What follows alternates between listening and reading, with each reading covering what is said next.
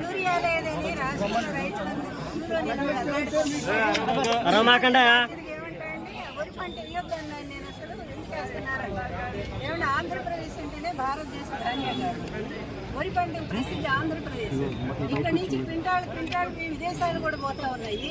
అలాంటి ఒక ముఖ్యమంత్రి బాధ్యత లేకుండా ఈ విధంగా ఇప్పుడు ఇతని జీవితం ఇప్పుడే కాదండి, 40 సంవత్సరాలు ఇతని జీవితంలో ఎప్పుడూ కూడా వ్యవసాయానికి సపోర్ట్ ఇవ్వలేదు, ఒక్క ప్రాజెక్టు తీసుకురాలేదు, రైతులకు ఎప్పుడు ఒక్క రూపాయి సాయం చేయలేదు.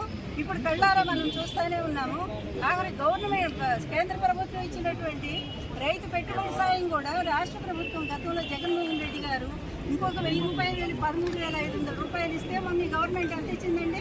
5,000 రూపాయలు ఇచ్చారు. ఇంత సిగ్గుమాలినటువంటి ప్రభుత్వం మనం గతంలో ఎప్పుడూ చూడాలి.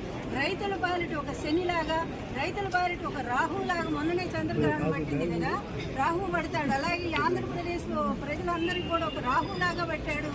మరి ఈ విధంగా దారుణంగా మోసం చేస్తూ ఉన్నాడు. అందువల్ల యూరియా దొరక ప్రజలు అల్లాడిపోతూ ఉంటే వీళ్ళు పెట్టకథలు కట్టుకథలు ఇవన్నీ కూడా వెళ్ళాక రైతులు అల్లాడిపోతున్నారండి. ఒక్కటే మేము డిమాండ్ చేస్తున్నాము, జగన్మోహన్ రెడ్డి గారి టైంలో రైతు భరోసా కేంద్రాల ద్వారా ప్రతిదీ కూడా సప్లై, మంచి నాణ్యమైన విత్తనాలు సప్లై చేశారు, ఎరువులు సప్లై చేశారు. చివరి పంట రాగానే పంట చేలోనే కొనేశారు, కొని వాళ్ళకి రైతులకు మద్దతు ధర ఇచ్చారు.